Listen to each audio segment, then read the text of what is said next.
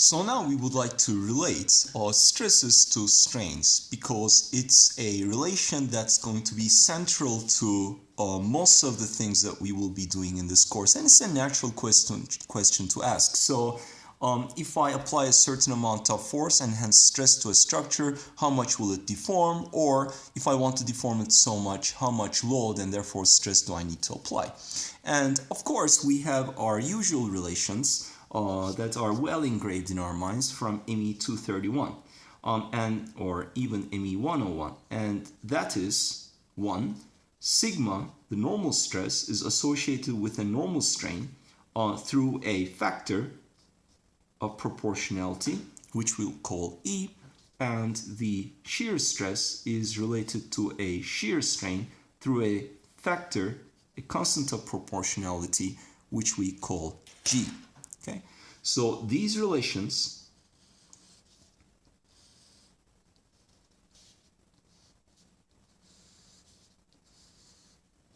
are the relations that we have used so far whenever we needed to, in the context of ME 231 in particular, to relate the loading to the amount of deformation.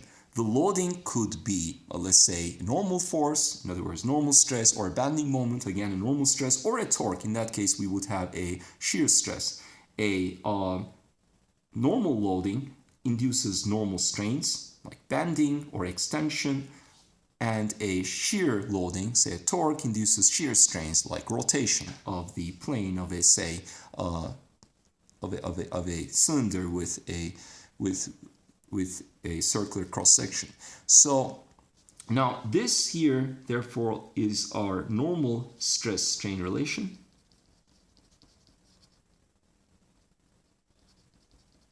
And here we have a shear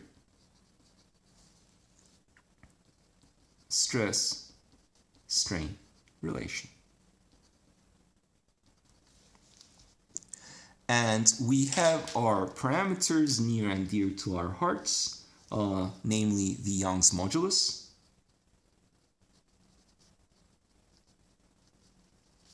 and the shear modulus.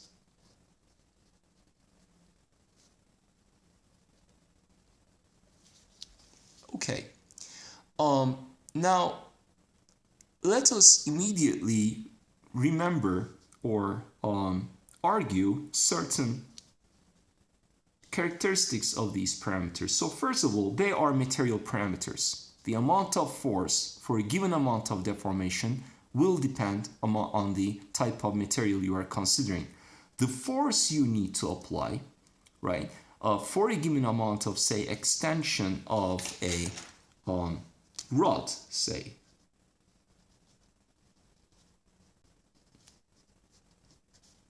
that's the force I want to apply, and I want to extend it by a certain amount. Well, if I want to extend it by a certain amount, and if I'd like to determine the force that I need to apply to the cylinder for that purpose, well, the amount of force I need to apply will depend on the size of the cross-section. But the normal stress for a given amount of deformation will not depend on the size of the cross-section. So the force, whereas the force itself is dependent on whether, say, this is steel or rubber. For steel, the force is going to be large. For rubber, it's going to be less. And moreover, it depends on the load, depends on the size of the cross-section. The stress itself only depends on whether, ultimately, you are looking at rubber or steel, because the strain in both cases is the same. And therefore, the stress will depend on that material parameter, the Young's modulus. Now, of course, if I pull, I expect normal stresses to occur, not negative stresses, and therefore, the Young's modulus is greater than 0. Okay, so we have to, therefore, remember at this stage also that the value of the normal stress is very important, just like the values of the shear stresses. Whether they are positive or negative does matter. Positive values indicate tension, negative values indicate compression. And if I have a positive stress, I will have a positive strain. That's my expectation. In other words, positive meaning elongation, negative meaning compression, etc. But what I always expect is that those two normal quantities should correlate with each other with respect to sign. If I want to pull on something, I better pull on it in terms of the force that I'm applying as well, and not apply a compressive force. So similarly, if I want to shear something, I need to apply a force and therefore a shear stress along the same direction. Therefore, the shear modulus, I can imagine, is also a positive quantity. So these are pure, of course, arguments that depend on my physical expectations and pretty much on nothing else. But let us pause for a second and think about the nature of the relations themselves once I admit that E and G are material parameters, and let us at this stage admit that the two relations are entirely correct. That's what you have rightly assumed so in ME 231, for instance, because we haven't told you otherwise. But once we assume those, let's think about the underlying assumptions, some of which you know to a certain extent, right? So first of all, what are the underlying assumptions in these expressions? Can I apply them in all scenarios to all sorts of material behavior? Well, first of all, we need to remember that we are always assuming small deformations.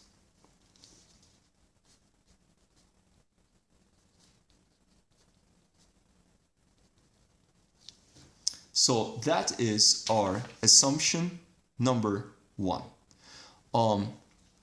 Subsequently, we are also proposing that the relation between strain and stress is actually proportional.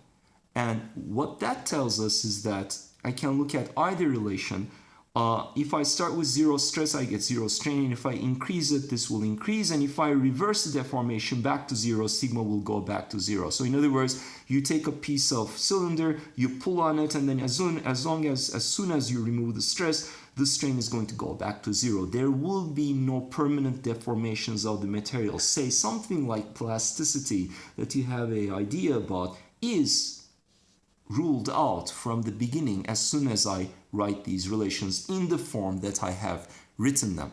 And therefore, I am obviously assuming elastic deformations.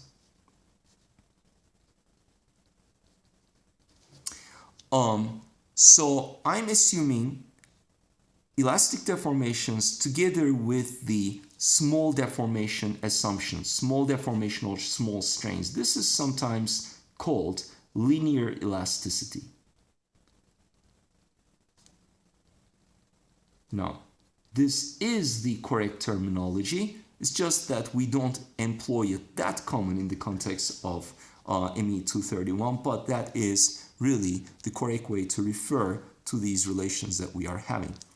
Now, there is another piece of information that is hidden in these relations. What this relation tells us, for instance, is the following.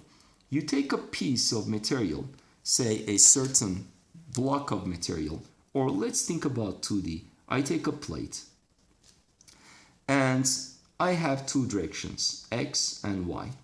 And I take this plate, elongate it along the x direction by a certain amount, and what I obtain is, for a given strain, multiplied by the Young's modulus, a given value of stress. Well, suppose I do the experiment in the other direction. I pull by the same amount. Epsilon is the same. The Young's modulus, there is a material parameter, right? It's a material parameter, so it doesn't change evidently with the way I've talked about it on the direction. So if the amount of pulling is the same, the stress is the same, okay? And for that matter, if I pull along any direction by the same amount of strain, I will eventually obtain the same amount of stress. So that is what we are ultimately assuming here. Now, there is a actually hidden assumption when I say that, and that assumption is the assumption of isotropy. Now, this is a concept that we are going to address in the context of this course at various points with various levels of details. And it is important that we understand it because ultimately this course has to do with modeling material behavior and understanding how that reflects to structural analysis. If we cannot represent material behavior or model it correctly, then ultimately we cannot do predictive calculations. And therefore, we always need to understand the underlying assumptions and with that, the limitations of expressions that we write at any stage of the game. Okay? And in this case, isotropy is a central relation that we have to always keep in mind. Now, let's just quickly recall what isotropy means.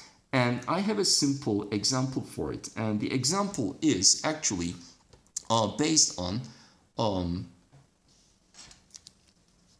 similarly a material testing, and we're going to do tensile testing. Okay? So, well, how do I determine the Young's modulus? The way you determine the Young's modulus is you take a piece of material and you apply a certain amount of deformation to it. So now here, are the deformations small? They're not small because it's a rubber specimen.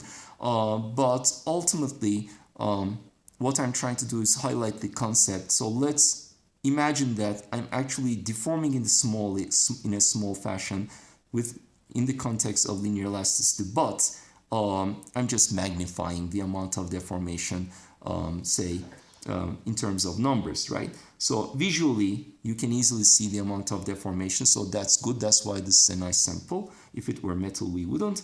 And plus, we see that it's elastic. I remove the load, it comes back to its original shape. So it's certainly elastic. It turns out actually it's isotropic, by the way, but it doesn't seem small, but let's just omit that so that we can visually appreciate the nature of elasticity. Okay, so I apply a certain amount of strain, I measure the corresponding stress, the ratio will give me the Young's modulus, okay? And similarly, if I could do a shear test on the specimen, and it's hard to do it with this type of a specimen, but then ratio of the shear strain and the shear stress would give me the value of the shear modulus. Good. Now, this is that specimen, okay? And let us imagine that this specimen is cut out from a plate of a certain material. Now, this is not the correct type of material that I should be referring to, but let's just imagine at this stage that this rubber actually is a sample from a plate, which actually is made of the same rubber material, okay? So I have a rubber plate, and from that plate, I take a specimen, and I cut it out. So I cut out, right? I cut out a specimen that is exactly of that shape, cut it out, I do a tension test, I measure the Young's modulus. That Young's modulus is associated with a specimen that lies in the vertical direction with respect to the plate of the material. The plate is just sent to me by someone and they don't know their properties, so I'm trying to determine them by material testing. And then I cut out a specimen in that direction. I cut out a specimen in another direction from the same plate of material. Okay? And now the first specimen vertical, the other specimen is in a horizontal direction. I cut out this new specimen and I do a test, same amount of strain, and I measure the Young's modulus. It turns out that the Young's modulus I measure with this horizontally cut specimen is the same as the one that was vertically cut from this plate. Then I take and cut a specimen that lies in a skew direction. And I do again a similar test. I impose a certain amount of strain, measure the stress, the ratio, irrespective actually amount of the strain, of course, is again a Young's modulus. It's the same as the first two measurements. And in fact, it turns out it doesn't matter how I cut out a specimen, irrespective of the orientation of the specimen that is cut from this original plate that is sent to me is always the same. Okay? So in other words, the result of the test does not depend on the orientation of the specimen that is cut from this plate. In fact, if I had a 3D block of material, I could conceptually at least extract a material specimen that lies not at an arbitrary orientation in the XY plane, but also in the XZ plane. And it turns out that for many materials, not all, but for many materials, irrespective of the orientation, the value of the Young's modulus is always the same. So that is what we refer to as a isotropic material. So isotropy is highlighted by the fact that the material is insensitive to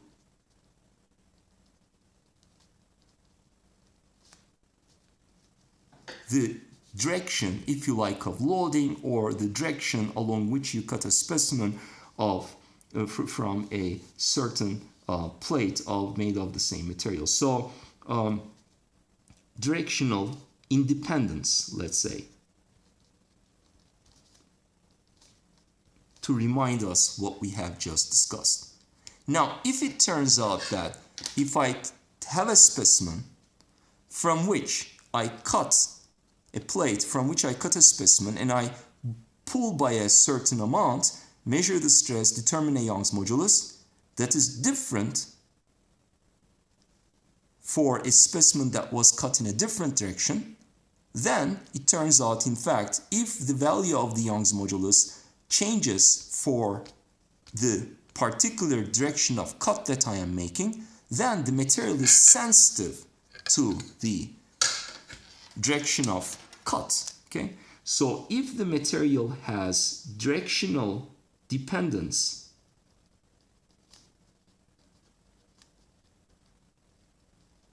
or say sensitivity, then such a material is not isotropic, but it is called anisotropic. Okay? So isotropy has to do with directional independence, and if there is directional sensitivity or dependence, such a material behavior is called anisotropic. So the case of anisotropy is something that we are going to briefly look at in the context of this topic that we are covering. But presently, obviously, we are saying that there is no such dependence, because in these relations I have not explicitly written which component I'm talking about. It could be x, and then x goes with x, and then y goes with y, and z goes with z. That goes without saying. I don't need to say it explicitly. And it doesn't matter whether I use x, y, z, because each relation will have exactly the same Young's modulus, because I'm assuming isotropy. So we are assuming presently, and we have done so in ME 231, isotropic linear elasticity. Okay.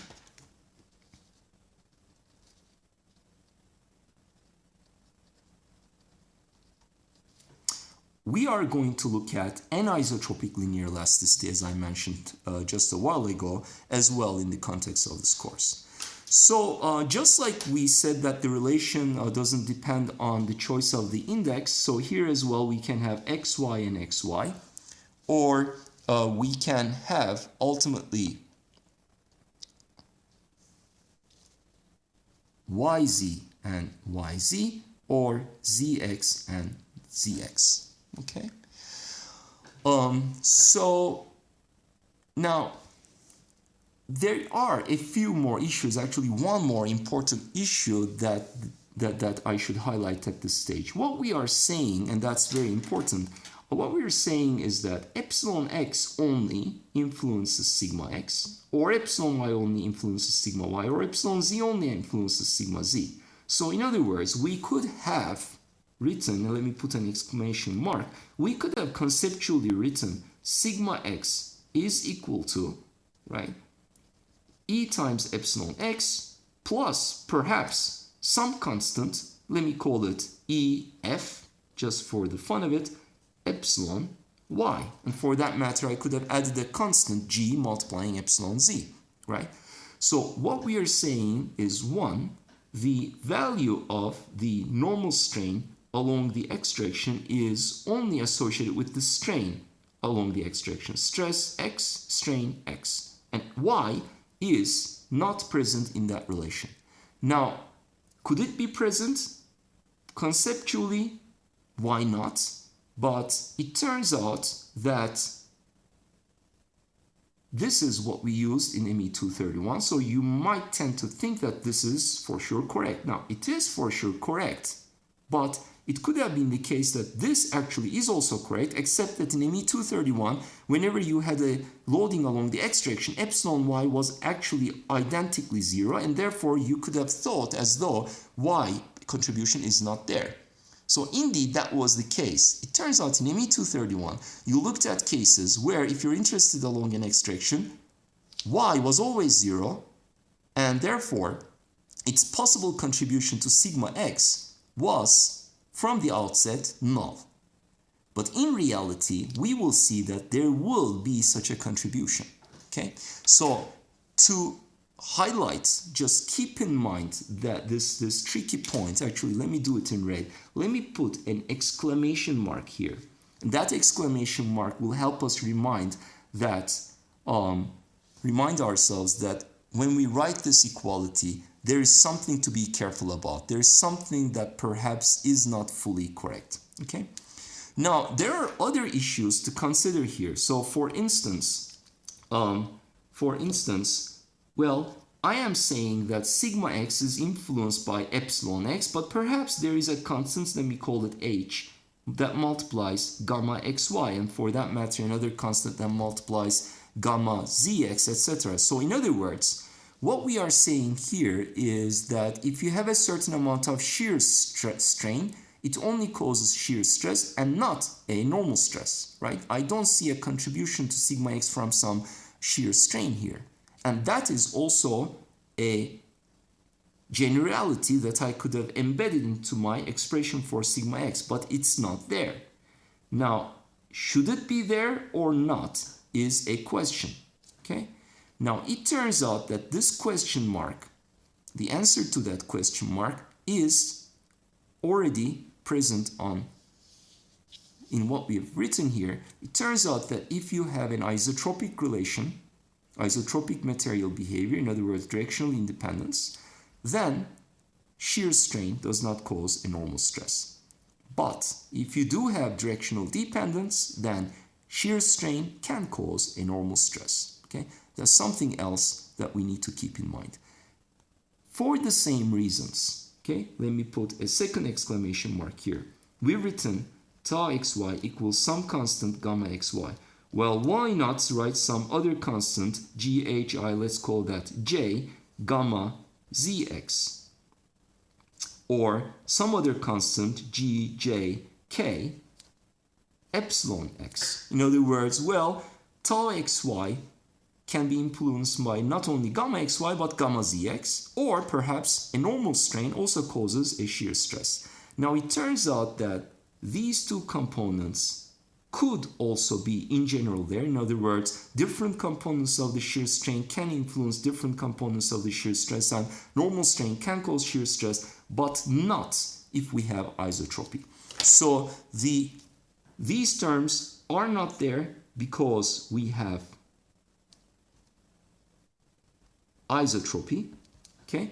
And ultimately they would be associated with anisotropy, and therefore shear stress is always, for a given set of indices, is related to shear strain associated with the same set of indices. In other words, this expression is always correct in the context of isotropic linear elasticity. This expression will need some improvement that we are going to consider. Okay.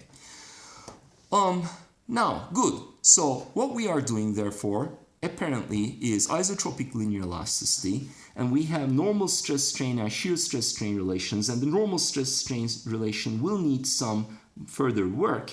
But before we do that, let us recall a number of other elastic constants.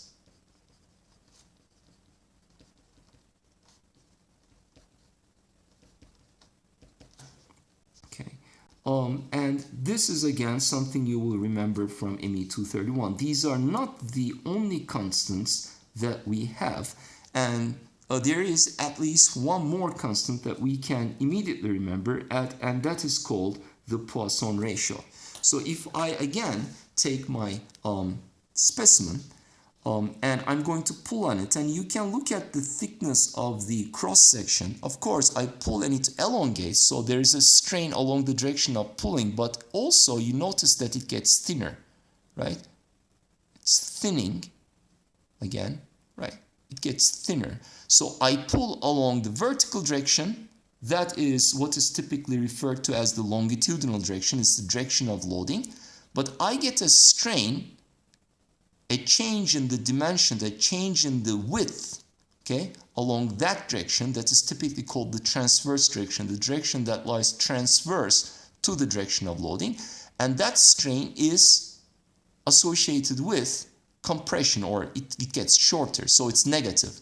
Positive strain along the longitudinal direction and negative strain along the transverse direction. So the ratio of the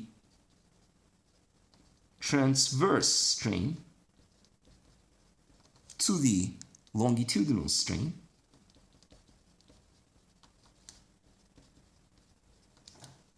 is a negative quantity. If this is positive, this is negative, and if this is negative, this will be positive, usually, not always.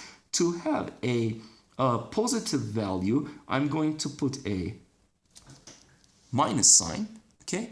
And it turns out that this ratio is independent of how much you pull in the longitudinal strain. So in other words, the transverse strain scales with the longitudinal strain, and that ratio with a minus sign is a material parameter, and that is what we called the what we know to be the Poisson ratio. The Poisson's ratio is an indication of how the material behaves in one direction when you pull in the other direction. Now, well, what is, let me ask you, the value of the Poisson ratio? I just said that I like to get, in general, a positive value, so I put a minus sign because I pulled, right? I pulled, and it got thinner. This is positive, that's negative. I put a minus sign, it becomes positive. And certainly here, mu is positive for this material. It's rubber, mu is positive. Indeed, it is positive. My question is, does it need to be positive? Now, before I proceed further with that question, let me remind you that there are other material constants. And one more material constant that we can immediately recall, or I can provide you with if you have not seen it before, is the bulk modulus. And the bulk modulus is defined to be the ratio of the Young's modulus to a function of the Poisson ratio in this manner. Okay.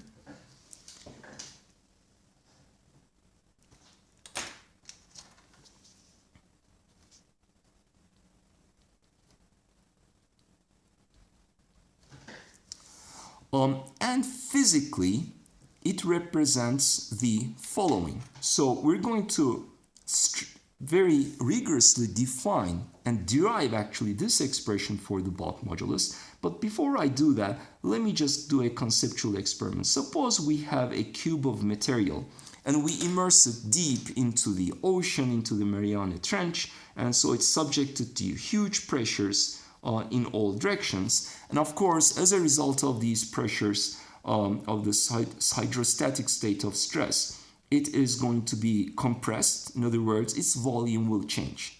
So there is a certain amount of stress applied, which is compressive, and there will be, as a consequence of that, a change in the volume of the specimen. Okay. Now, the bulk modulus is a measure of the ratio, right? It's not equal, but it's a measure of the ratio of the pressure over the volume change. Okay? So the bulk modulus is a measure of the volume change that a material experiences under in this case, a hydrostatic state of stress. Okay? So now, if I have a specimen and if I subject to hydrostatic state of stress, do I expect the volume to be increasing or decreasing? Well, naturally, you would expect that the volume decreases. So in other words, if the hydrostatic state of stress is negative, so should the volume change be? It should also be negative.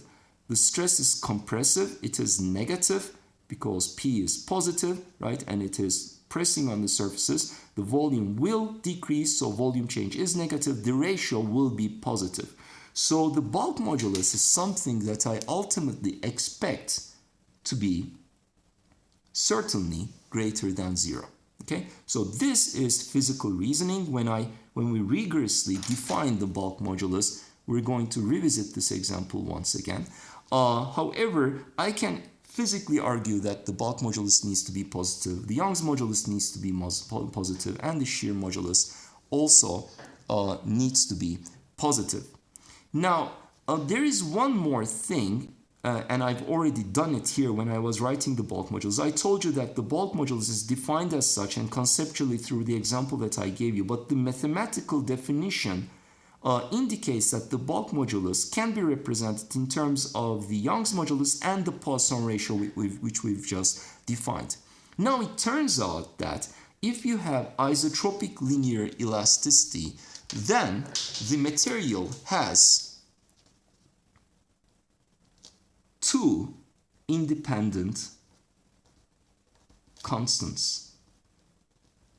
Okay, so in other words, you need to supply me only two material constants from which I can calculate everything else. For instance, you give me the value of the Young's modulus and the Poisson ratio.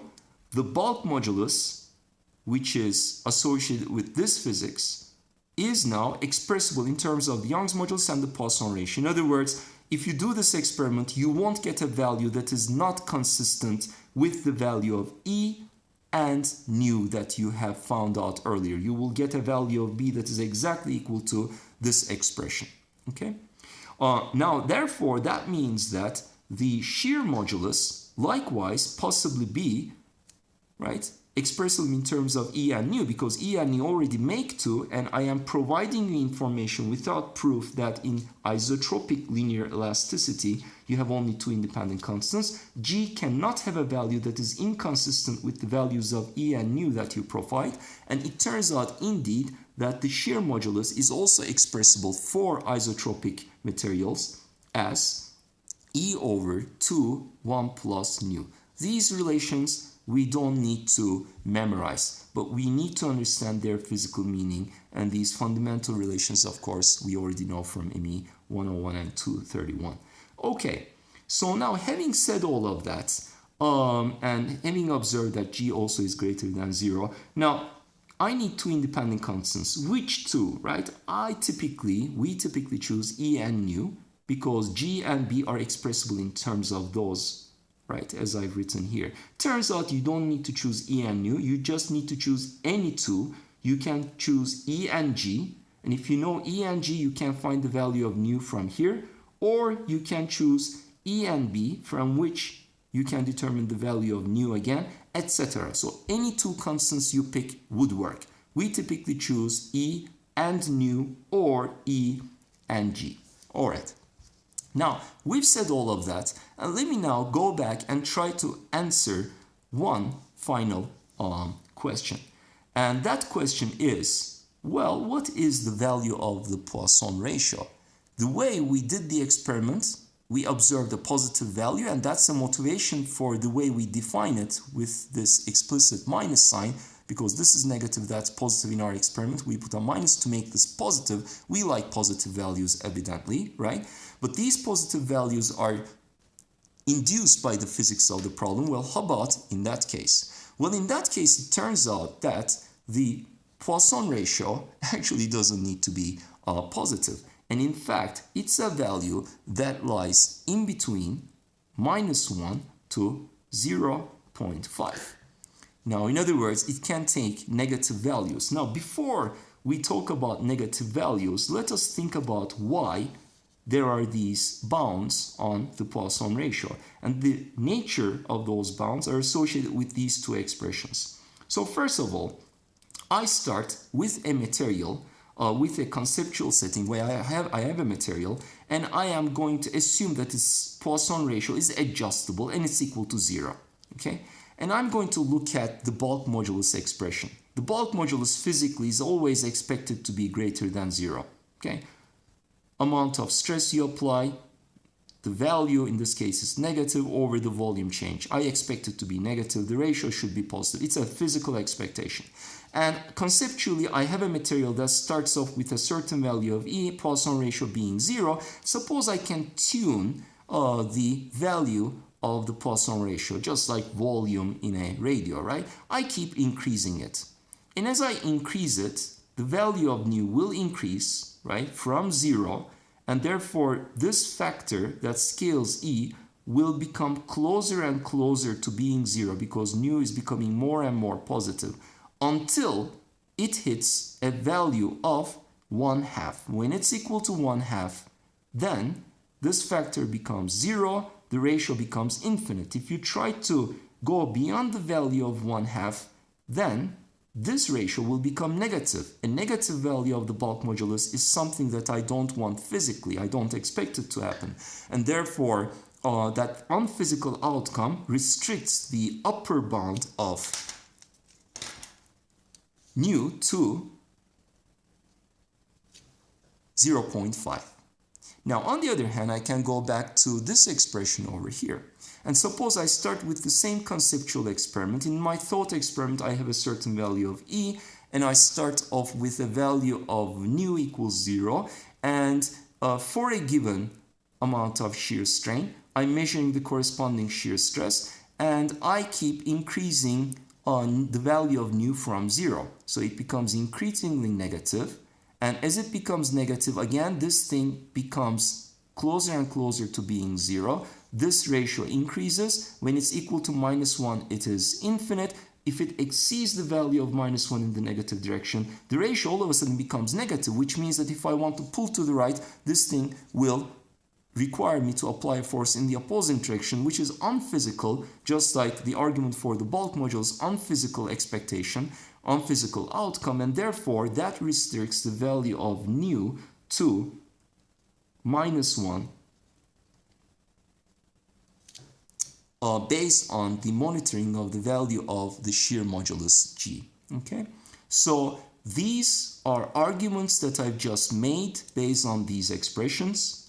These expressions are valid for isotropic materials, and therefore these bounds are also for isotropic materials, right? But what I just found out that mathematically and physically, there is absolutely no restriction on nu being negative, as long as it is not equal to or smaller than -1. Now, conceptually, it could be -1. What that would mean is that if it's -1, then G is infinitely large, which means that if you apply an infinitely large shear stress, because this is also infinite, the ratio is undefined, right? But, or let me put it that way, this way, if you apply a reasonably large amount of shear stress, because G is infinitely large, the value of the shear strain is 0. So it's like a rigid material, right? The limit indicates a rigid material. Same thing here, nu could be 0.5.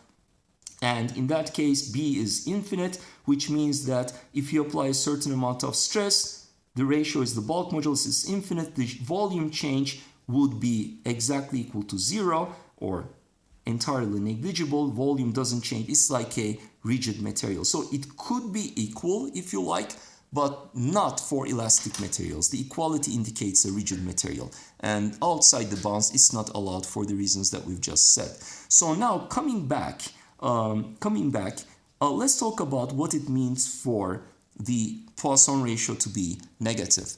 Now, here is a specimen, again, that we've just experimented with. I pull and I see that the cross-section gets thinner. Poisson ratio is positive. That's the definition. So in other words, if I pull and the cross-section expands, right?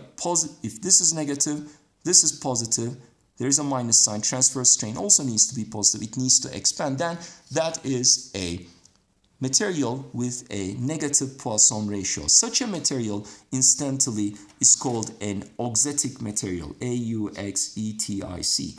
Okay, and such materials often do not exist in nature, but can be built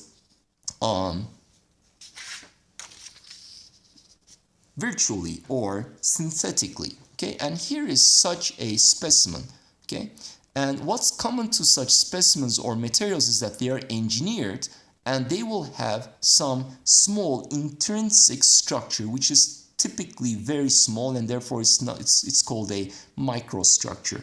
And in this case, that microstructure is a certain pattern. This is a 3D printed specimen. It's a certain pattern that is made of voids. And to highlight that pattern, what I've tried to do is I've tried to color certain portions of the solid parts of the specimen. The other parts, the intermediate portions, are void. I've done that in 3 colors so that you can see whichever color you see best. Okay, and what you see here in the structure is a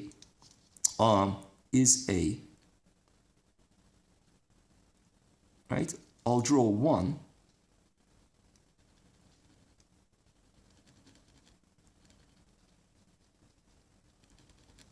A shape like this in all of them. What happens is that when you pull in that direction, because of these skew directions, this thing will try to expand in the horizontal direction when you pull in this direction. So instead of contracting, it expands because of this microstructure. And as a result, when I pull on this specimen, instead of getting thinner, it will expand. Okay? So that is a negative Poisson ratio. That is an auxetic material.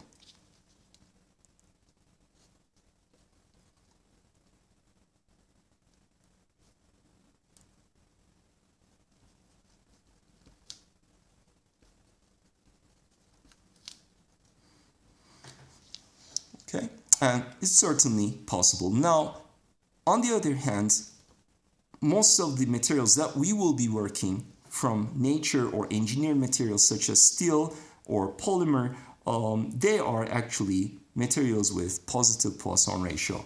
And therefore, we're not going to come across physical values in our problems, at least, where nu is negative. But conceptually, it's certainly always positive. And in fact, in some of the conceptually, it's certainly possible, and in some of the examples that we are going to consider, I'm going to invoke that possibility just to get us thinking about what would happen in case it were negative. Okay, so that concludes our discussion of the material properties and the relation between stress and strain. And now next, what we would like to do is perhaps do a very quick example that ultimately reminds us of why these expressions are important and how they are useful eventually in the context of structural analysis.